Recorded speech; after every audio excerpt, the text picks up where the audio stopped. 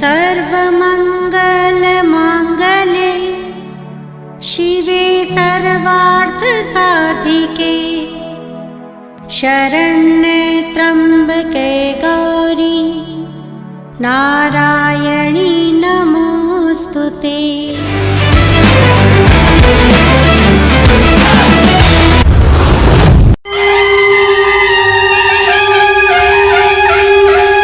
देवी भागवत कथा करवाने हेतु संपर्क करें 8787257418 पर।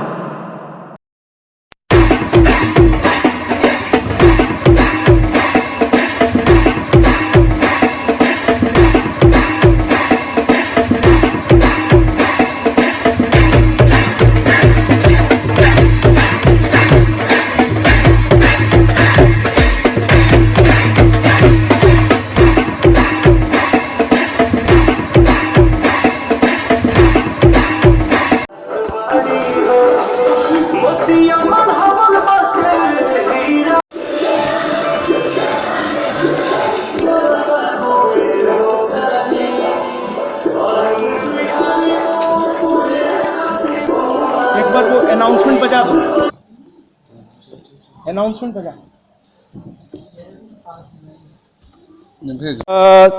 धारणे प्रसाद कमलावरम देवंद्र। चतुर्थ दिवस में हम प्रवेश करें। चतुर्थ दिवस में प्रवेश करने से पहले हम सबसे पहले माँ को प्रणाम करेंगे। पुरोहित को अगर संस्कृत में देखें कि कहते हैं ना, पुरोहिते अग्रे वर्तते, पुरोहित अपने यजमान के लिए आगे बढ़ कर के कार्य करता है। मैं एक छोटी सी घटना बता रहा हूँ कि जब लंका पर चढ़ाई करने के लिए राम पहुँचे हैं तो उन्होंने कहा कि एक पूजन मुझे करनी है। तो हुआ कि भाई पूजन, जबकि राम तो स्वयं भगवान थे महाराज, वो वशिष्ठ से पढ़े हुए थे, सब कुछ उनको ज्ञान था, लेकिन कहे नहीं नहीं, पूजन के लिए एक आचार्य चाहिए हमको। अब हुआ कि लंका में आचार्य कहाँ से लाया जाए, यह तो सब तरफ राक्षस है। और हनुमान जी के राम जी के साथ बानर और भालू की सेना थी महाराज, आचार्य कहाँ था वहाँ। तो बड़ी समस्या हो गई कि आचार्य के बिना पूजन होगा कैसे। तो पूछा तो जामवंत उसमें सबसे वयोवृद्ध थे, उन्होंने कहा रावण जो है ब्राह्मण भी है और विद्वान भी है, तो इसी को आचार्य बना करके ये पूजन पूरी की जाए। तो लोगों ने कहा कि रावण अपने ही हारने के लिए क्यों पूजा कराएगा महाराज। तो कहे ना, रावण बहुत विद्वान व्यक्ति है, वो ऐसी सोच नहीं करेगा। अगर कोई जा करके सम्मान से उनको निमंत्रण देगा कि आपको आचार्य पद के लिए श्री राम ने चुना है, रावण जरूर आएंगे, रावण जरूर आएंगे। आचार्य पद का अगर उनको निमंत्रण दिया गया तो रावण जरूर आएंगे। कुल मिलाकर के कि ये जिम्मेदारी किसको दी जाए, हनुमान जी तो लंका जला कर भी आ गए हैं। जामवंत ने कहा कि देखो, इस जिम्मेदारी को किसी ऐसे व्यक्ति को दो जिससे भी रावण का युद्ध नहीं हुआ है। तो एक बड़े ही लोगों ने सोच समझकर एक वयोवृद्ध को रावण के यहाँ भेजा और उसने जाके हाथ जोड़ के कहा, महाराज एक पूजन करना है और आचार्य अब कहाँ से ले आए समुद्र इस पार। तो राम ने आपको आचार्य रूप में नियुक्त किया है। तो रावण मुस्कुराने लगा, कहने लगा हमको ही हराने के लिए ये पूजन हो रहा है और हम ही को तुम आचार्य बनाने चले आए। फिर भी मैंने स्वीकार करता हूँ। और ये छेपक है, ये रामचरितमानस में इसका वर्णन नहीं है, ये छेपक कथा है। छेपक माने जो अलग से आई है। तो रावण कहता है कि ठीक है, तुम्हारे राम के पास पूजन सामग्री है, क्योंकि वो तो जंगल में थे, फिर यहाँ चले आए, पूजन सामग्री सब है। तो कह रहे उनके पास हनुमान है, वो जो आप कहिए वो कुछ ही देर में इकट्ठा हो जाएगा। तो उसने पूजन सामग्री बता दी। इसके बाद वो चला गया और रावण सीधे उठ करके अशोक वाटिका गया और सीता से कहता है कि सुनो, ये छेपक कथा है, ध्यान रखिएगा, रामचरितमानस में इसका वर्णन नहीं है, छेपक कथा है। तो जाके सीता से कहता है सुनो, तुम मेरी इस समय बंदी हो, लेकिन तुम्हारा पति एक अनुष्ठान कर रहा है और अनुष्ठान एक मर्यादा से होती है और उसमें बिना पत्नी के अनुष्ठान वो नहीं कर सकते, तो तुम मेरे साथ चलो।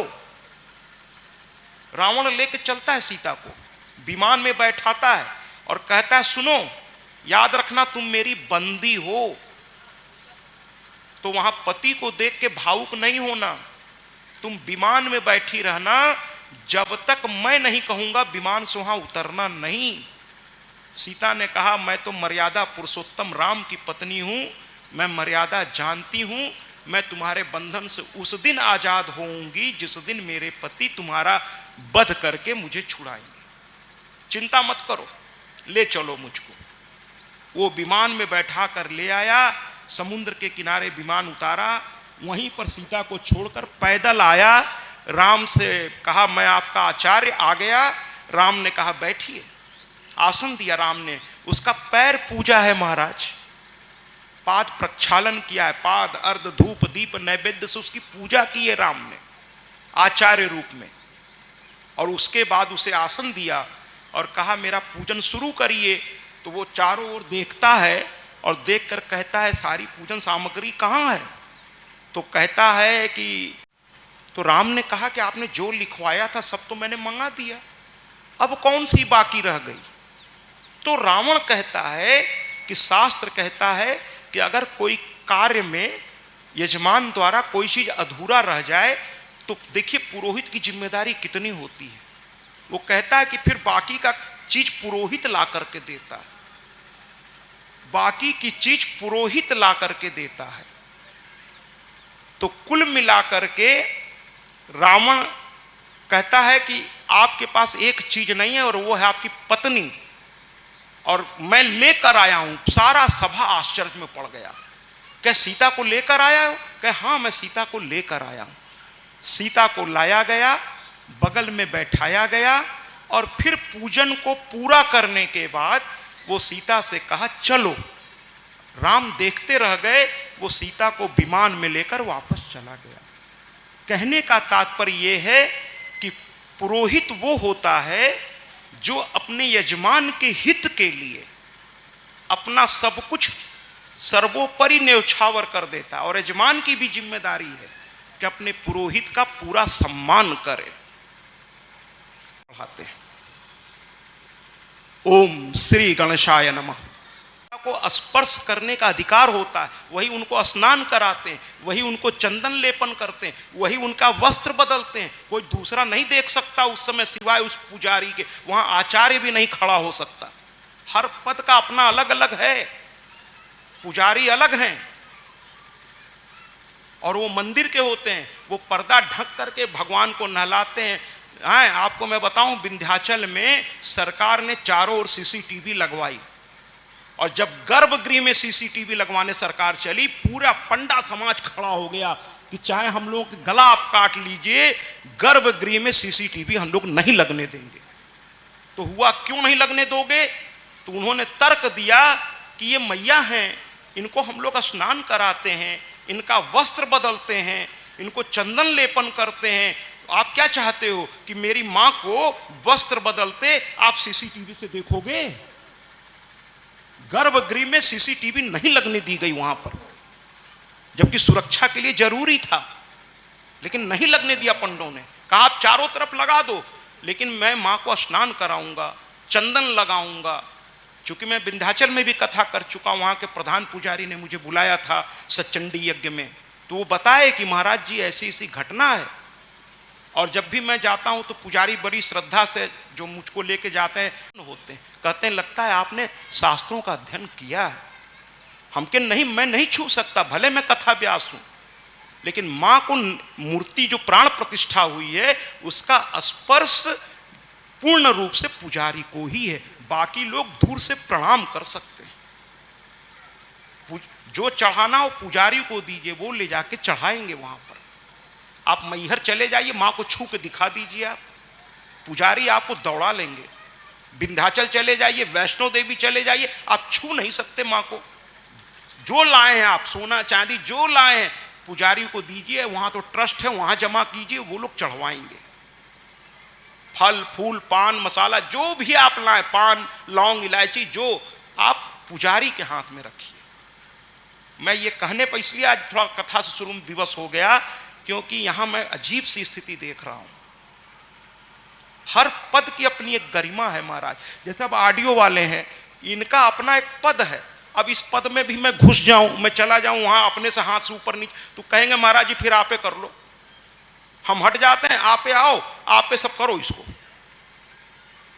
हम सिर्फ इनको बता सकते हैं, भैया हो आवाज बढ़ा दो, काम उनका है, वो ही करेंगे। हर व्यक्ति का काम निर्धारित है भैया। शंकु को उसके पिता ने बाहर निकाल दिया, कहने लगे कि तुमने एक लड़की का विवाह मंडप से अपहरण कर लिया है, तुम मेरे। कुल मिलाकर के त्रिशंकु को उनके माता पिता ने उनको निकाल करके बाहर कर दिया। त्रिशंकु बेचारा जंगल में चला गया, जंगल में जाके खूब रोने लगा, और उसने माँ से रोते रोते जो कल गीत गाया, माँ प्रकट हो गई। माँ प्रकट हो गई। अब कथा वहीं से हम आगे लेके चलते हैं। माँ प्रकट हो गई। माँ ने कहा बेटा तुमसे गलती हुई है ना? तो उसने कहा हाँ माँ, हमसे भूल हो गई, अब आप ही बताओ कि मैं क्या करूं। माँ ने कहा अरे पुत्र, तू अब सही रास्ते पे चल, मेरा विश्वास कर, अगर तू सही रास्ते पे चलेगा तो निश्चित एक दिन तेरे पिता का गुस्सा शांत होगा और वापस तुझे वो बुलाएंगे। तो कहे कि फिर मैं क्या करूं? तो कहने लगी माँ कि धीरे धीरे अपने मन को तू इस काम वासना से, ये काम क्रोध लोभ मोह मद और मात्सर्य से हटाकर धीरे धीरे इसको मुझ में लगा। तो आनी किया है, क्या मैं सचमुच मैं पवित्र हो सकता हूं? क्या मैं सचमुच आपका दुलरुआ हो सकता हूं? क्या मैं सचमुच आपका प्यारा बन सकता हूं? तो मां कहती है कि क्यों नहीं ऐसा हो सकता है। शास्त्र कहता है, संत कहते हैं, जयकारा शेरा वालिदा बोल साचे दरबार की। मैं तो भैया ज्यादा अध्ययन किया नहीं हूं, मुझे तो अभी लगता है मैं क ख ग घ सीख रहा हूं, लेकिन जितना भी पढ़ा है उससे मैंने एक बात समझा है कि अगर मन को आपने नियंत्रण में नहीं लिया, मन ही सब कराता है महाराज, मन ही पुण्य कराता है, मन ही पाप कराता है। आप मन के ही द्वारा अगर संचालित हो रहे हैं। हमारी माँ ज्यादा पढ़ी लिखी नहीं थी महाराज, बिहार के हम लोग भी हैं, भले रहे हैं यूपी में, पूरा जीवन बिता दिया प्रयागराज में, लेकिन हमारे दादा परदादा बक्सर के थे। बक्सर में ठोरा नदी पड़ती है दक्षिण ओर, 2.5 कोस दूर करहसी एक गांव है। तो मेरे दादा परदादा वहीं के थे, तो मेरे अंदर भी बिहार का ही खून है। तो भले मेरा परवरिश यूपी वेस्ट बंगाल ये सब जगह हुआ है, लेकिन कुल मिलाकर के मेरी माँ कहा करती थी, वो यहाँ की भोजपुरी भाषा में कहती थी। जब तक माँ रही, बाबूजी हमारे रहे, हमारे घर में भोजपुरी, घर में हम लोग बातचीत भोजपुरी में ही करते थे। वो लोग चले गए, धीरे धीरे नई पीढ़ी आ गई, अब वो कॉन्वेंट एजुकेटेड लोग आ गए, तो वो इंग्लिश में बात करने लगे महाराज। खड़ी हिंदी भी नहीं, अब इंग्लिश में बात होने लगी घरों में। अब वो कॉन्वेंट एजुकेटेड लोग हो गए, लेकिन जब हमारी माँ थी तो भोजपुरी में हम लोग खूब मजा आता था बात करने में। तो माँ कहती थी, हम आ जाती थी, ए बेटा जितना मन करी उतना करब तो कैसे चली। समझे महाराज? एक लाइन और आगे वो कहती थी जो मैं यहां से कह नहीं सकता। समझाने के लिए, हम लोग छोटे थे तो समझाने के लिए कहती थी और हंसती थी। तो कहती थी कि मन के अनुसार मत चलो, तो हम लोग बहुत छोटे थे, तो हम लोग उस समय समझ नहीं पाते थे। जब शास्त्रों का अध्ययन थोड़ा किया, मैंने थोड़ा बहुत किया महाराज, ज़्यादा तो किया ही नहीं। हमसे भी बढ़कर एक से एक विद्वान इस संसार में बैठे हैं। मैं तो अपने को विद्वान कहता ही नहीं, मैं तो माँ का एक भक्त हूँ। तो उस मैं गीता का, जब मैंने वेदों का भी थोड़ा अध्ययन किया महाराज, तो वेदों में जो पहली लाइन है, वेद की पहली लाइन कहती है, हमको बड़ा हंसी, बड़ी मजेदार है। शुरुआत वेद की यहीं से है महाराज। वेद कहता है मनुर्भवः। हमें जब ये लाइन मैंने पढ़ी, जब मैं बड़ा हुआ, मैंने जब पढ़ी तो मुझे हंसी आने लगी। मनुर्भवः, वेद ने पहला लाइन यही कहा। माने किसी व्यक्ति से आप इस तरह से कहिए कि अरे मान लीजिए उसका नाम राम लखन है, कि ए राम लखन तो बन जाओ। बड़ा व्यंग है इस लाइन में। वेद को मालूम था कि आगे चलकर मनुष्य जो है, मनुष्य नहीं रह जाएगा। मनुष्य के जो गुण होते हैं वो मनुष्य से निकल जाएंगे। दूसरों के दुख को देखकर अगर आपको आनंद आ रहा है तो फिर आप मनुष्य नहीं है महाराज, फिर आप राक्षस हैं। दूसरा कोई अच्छा काम कर रहा है, उसको कहते हैं न खेलब न खेले देव, खेलबो बिगाड़ देव। ये राक्षस वृत्ति है, ये मनुष्य वृत्ति नहीं है। मनुष्य वृत्ति तो ये है कि सर्वे भवन्तु सुखिनः सर्वे सन्तु निरामय। जैसे मैं व्यास बनकर यहाँ आया, ठीक है, अब मंच कैसा है, ऑडियो कैसा है, आचार्य कैसे, हमको क्या मतलब, हम आराम से सोते रहे महाराज, 9 दिन जो भी व्यवस्था दोगे उसी में करके निकल जाए। ये तरीका ठीक नहीं है। तरीका ये है कि किसी ने अगर मेहनत का 10 रुपये भी कहीं लगाया है तो वो सही तरीके से हो, वरना उसको उसका फल नहीं मिलेगा, उसका फल उसे प्राप्त नहीं होगा।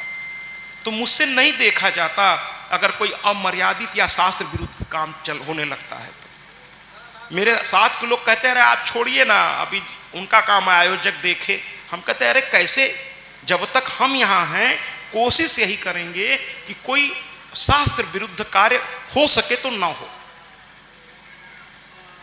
जब तक हम हैं। कुल मिलाकर के मन को नियंत्रण में करिए। आप बड़े से बड़े तीर्थ जाइए, चलिए गंगा स्नान करते हैं। महाकुंभ में कितने लोग गंगा स्नान करने गए थे, जरा हाथ उठाइए। आप लोग में से कितने लोग, पूरा हाथ उठाइए। लगभग सभी गए थे। गंगा स्नान करके आए तो आपके जीवन में कोई बदलाव आया क्या? कुछ लोग, अगर बदलाव आया है तो हाथ उठाइए। कुछ नहीं, कुछ लोग ऐसे ऐसे कह रहे हैं कुछ नहीं। यही सच्चाई है। बहुत अच्छे लोग हैं आप, आपके लिए तालियां बजाइए, कम से कम खुल के तो बोला उन्होंने। अच्छा लगा, बहुत अच्छा लगा मैया।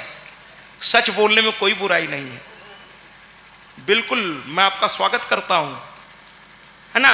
अब इसमें दोष किसका है? दोष न आपका है न गंगा मैया का है। गंगा मैया तो आज भी इतनी पवित्र है महाराज कि उनकी एक बूंद अगर पी ली जाए, लेकिन उसकी एक मर्यादा है। गंगा, अभी जब गंगा मैया का प्रादुर्भाव होगा 7वें 8वें दिन, तो मैं बताऊंगा कि गंगा स्नान की क्या मर्यादाएं हैं। अगर हम नियम से गंगा, कहते हैं कि गंगा मैया का कुछ पद्धति है महाराज, उसको अगर हम अब आज आप सुन लीजिए, कुछ बातें मैं बता दे रहा हूं, आगे से कोशिश करिएगा ऐसा करने का। जब तीर्थ में चलिए, तीर्थ करने, मैं ये नहीं कह रहा हूं कि आपने ऐसा किया होगा, लेकिन जितनी भी गलती हम लोग करते हैं वो सारी गलती मैं एक एक करके गिना। तीर्थ में अगर आप जाइए तो क्या क्या नहीं, मैं ये नहीं कह रहा हूं कि आपने ये किया होगा, लेकिन इसमें से कोई एक गलती भी किए होंगे तो आगे से मत करिएगा। पहली गलती कि जिस दिन से तीर्थ, मन में सोच लीजिए कि वैष्णो देवी जाना है, मैहर जाना है, विंध्याचल जाना है, कामाख्या जाना है, या गंगा स्नान करने जाना है, माँ यमुना का स्नान कार्तिक महीने में करने जाना है, है ना, या संगम जाना है या हरिद्वार जाना है, कहीं भी जाना हो, तो जिस दिन से आप समझ लीजिए कि मुझे जाना है, उसी दिन से वहां के प्रति आपका भाव जागने लगे। दिन भर आप दुनियादारी करिए, लेकिन दिमाग में अब एक ही बात रखिए कि मुझे उस तीर्थ पे जाना है। जितना चिंतन करिएगा उतना अंदर से पवित्रता और बढ़ने लगेगी। जाने से पहले ही चिंतन करिए। दूसरा काम करिए, बिना टिकट लिए किसी भी पवित्र स्थान पर मत जाइए। आप सभी अच्छे लोग हैं, आपने टिकट लिया होगा, लेकिन मैं एक सामान्य बात बता रहा हूं कि क्या क्या गलती हम लोग करते हैं। बिना टिकट लिए किसी पवित्र स्थान पर मत जाइए। सरकार को उसका पैसा दीजिए, ठीक है, भले आपके पास 10 रुपए हैं महाराज, उतने में ही जो हो सके करिए। पहले के लोग पैदल भी जाते थे श्रद्धा से। तीर्थ के कुछ नियम हैं, उन नियमों का पालन करिए, फिर बताइए आपको लाभ हुआ कि नहीं हुआ। तीसरी बात, रास्ते में दुनियादारी की बात मत करिए। जिंदगी भर तो बात करते ही हैं हम लोग। पता चला ट्रेन में बैठ गए, एसी में बढ़िया मस्त हवा लग रही है, और बात क्या शुरू कर दी, पड़ोसिया की बहू, पड़ोसिया का फलाने, उनका ढेकाने, उनका। अरे आप तीर्थ जा रहे हो भैया। संतों को देखिए, जब तीर्थ जाते हैं तो रास्ते में भजन कीर्तन करते जाते हैं। राम राम जय सिया राम जय, जिसका भी तीर्थ भजन कीर्तन करती है। मन में कुछ नहीं आता आपको, मान लीजिए मंत्र नहीं आता है, अरे माँ का दर्शन करने जा रहे हैं तो जय माता की जय माता की, उतना भी नहीं करना। माँ माँ माँ आंख बंद करके अपना करते रहिए, जितना बार करिए, सोते रहिए, उठते रहिए, बैठते रहिए, करते रहिए। गंगा मैया के जा रहे हैं, मन में कहिए जय हो गंगे मैया जय हो। माँ के ही बारे में चर्चा करिए, जो भी आपको आता है। दुनियादारी नहीं, कुछ नहीं, क्योंकि निंदा किए नहीं कि आपके तीर्थ का फल खत्म। इसके बाद जब उस स्थान पर पहुंचिए तो वहां सरकार द्वारा या वहां के कमेटी द्वारा जो नियम बनाए गए हैं, उस नियम का दूसरा नियम तोड़ता है, तोड़ने दीजिए, आप मत तोड़िए, नियम से करिए। और जब मैया के सामने जाइए तो सबसे पहले जो पुरुष हैं, अगर शिखा रखते तो शिखा बांधिए, यज्ञोपवीत को सही तरीके से संस्कारित करिए। फिर और स्त्रियां हैं तो पहले अंदर न प्रवेश करके पहले जल को, पुरुष और स्त्री दोनों, माँ गंगा के जल को लीजिए और ऊपर डालिए, हर हर। और कुछ नहीं आता, मंत्र नहीं आता, कोई बात नहीं महाराज, हिंदू धर्म में बड़ा आनंद है, कोई बात नहीं, नहीं आता मंत्र, कोई बात नहीं। हर हर गंगे हर हर गंगे हर हर गंगे 3 बार डालिए।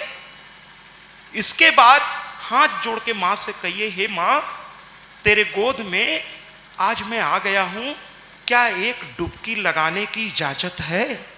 मां से पूछिए। तुलसी से पत्ता तोड़ने के भी नियम है महाराज, आने दीजिए, कथाएं आएंगी, हर चीज के नियम बने हैं महाराज। तो मां से इजाजत लीजिए हाथ जोड़ के। आपको लगेगा, दिल में लगेगा कि मां कह रही, अरे बेटा मैं तो कब से तेरा इंतजार कर रही थी, आजा आजा आजा। फिर दाहिना पैर धीरे से आगे बढ़ाइए, लेकिन उसके पहले जल सर पे डालिए। इसके साइंटिफिक कारण भी हैं, वरना अगर साइंस वालों से पूछे तो कहें अगर सीधे पैर में जल डालोगे तो ब्लड प्रेशर ऐसा ऊपर जाएगा कि ब्लास्ट हो जाएगा, इसलिए पहले सर पे, फिर धीरे धीरे पैर को आगे बढ़ाइए, दाहिना फिर बायां, ऐसे करते करते कमर तक जाइए या जहां जितना जल मिले वहां तक जाइए, और वहां प्रथम डुबकी अपने इष्ट के नाम लगाइए। दूसरी डुबकी अपने कुल देवी, मैंने कहा था ना यहाँ आइए, ये मैं वो कथा लेके नहीं आया हूं कि खाली बस कहानी का, यहाँ आपको बहुत कुछ सीखने को मिल सकता है। और मैं नहीं सिखा रहा हूं, ये तो मेरी मैया की कृपा है जो मुझसे बुलवा रही है, मरना मैं कौन और मेरी औकात क्या। तो पहली डुबकी इष्ट के लिए लगाइए, फिर अपने कुल देवी देवता के लिए लगाइए, फिर अपने ग्राम देवी देवता के लिए लगाइए, और उसके बाद महाराज अपने माँ बाप के लिए लगाइए, अपने गुरु के लिए लगाइए, और अपने परिवार के बाद सबसे अंत में इस तरह से 7 डुबकी लगाइए। और वहां साबुन मत लगाइए, कपड़ा मत धोइए, उसके लिए आपके घर का बाथरूम बना हुआ है, गंगा मैया में साबुन नहीं लगा, क्षारीय वस्तु गंगा मैया में नहीं इस्तेमाल की जाती। कपड़े उसमें मत निचोड़िए, घर का माला फूल ले जाकर उसमें मत फेंकिए, वो कूड़ा घर नहीं है। इससे मां गंगा प्रदूषित हो रही हैं। इसको विसर्जन घर में गड्ढा खन के वहां फूल ओल डाल दीजिए महाराज, कल को पेड़ पौधा बन के निकल आएंगे वो लोग। गंगा में विसर्जन करिएगा, हैं अधजली लाश गंगा में मत डालिए, गंगा प्रदूषित हो रही है। ठीक है महाराज, वहां स्विमिंग पूल बना करके तैरना, खूब चिल्लाना, खूब कूदना, ये सब मत करिए। बड़ा पवित्र स्थान है। और साथ ही साथ कपड़े बदलते समय मर्यादा का ध्यान रखिए। यही सिखाने के लिए गोपिकाओं का वस्त्र लेके कृष्ण ऊपर चले गए थे, क्योंकि वो मर्यादा का ध्यान नहीं रखती थी कि खुले स्थान पर अगर आप स्नान करते हैं तो कपड़े पहन कर ही स्नान करिए, चाहे पुरुष हो चाहे स्त्री हो। वस्त्र थोड़ा पहन लीजिए। खुले जगह पर आप एकदम बाथरूम की तरह नहीं नहा सकते। ये सब मर्यादाओं का पालन करिए और फिर बाहर निकलिए, थोड़ा चंदन टीका। और वहां जो पंडा बेचारे बैठे हैं उनकी भी रोजी रोटी, वो यहां जबरदस्ती मांग रहे हैं, वो गलत बात है। लेकिन जो आपकी श्रद्धा हो उनको दान करिए। उसके बाद वहां से फिर उसी तरह से गंगा मैया की जय, गंगा मैया की जय करते हुए वापसी का टिकट लीजिए और अपने घर आकर के सबसे पहले आपके घर में जो बड़े बूढ़े हैं उनको प्रणाम करिए। अपने मंदिर में जाके प्रणाम करिए, है ना। और कुछ दिन तक निंदा इत्यादि से दूर रहिए। देखिए कैसे नहीं आपको इसका फल मिलता है। कुल मिलाकर के त्रिशंकु ने पूजा की महाराज। त्रिशंकु पे मां प्रसन्न हो गई और प्रसन्न हो करके वरदान दिया। अंत में पिता को लग गया मेरा बेटा अच्छा हो गया है, पिता ने वापस बुला लिया, उसे राजा बना दिया। लेकिन फिर वही बात हो गई, गलत आदमी को कुछ देर के लिए बात समझ में आती, लेकिन फिर वही काम शुरू कर देता है। तो फिर उसने जैसे ही राजा बना और ये पिता चले गए, ये गुरु वशिष्ठ के पास पहुंच गया और कहने लगा हमको सशरीर स्वर्ग जाना है। गुरु ने कहा ऐसा नहीं होता भाई, जो शास्त्र जानते हैं वो शास्त्र विरुद्ध काम कर ही नहीं सकते, चाहे कितना भी आप दबाव डालिए उन पे।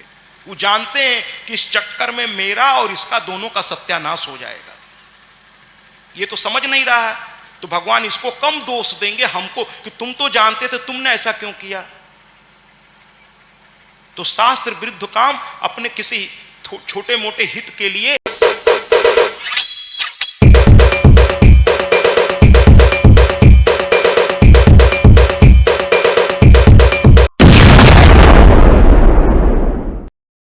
सत्याजी महाराज देवी भागवत कथा व्यास। सत्याजी महाराज से समस्त सोशल मीडिया प्लेटफॉर्म पर जुड़े। अब गूगल पर भी उपलब्ध सत्याजी महाराज।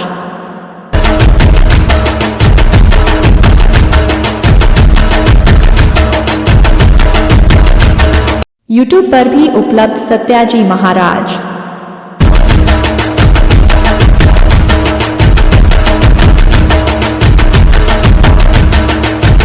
इंस्टाग्राम पर भी उपलब्ध सत्याजी महाराज।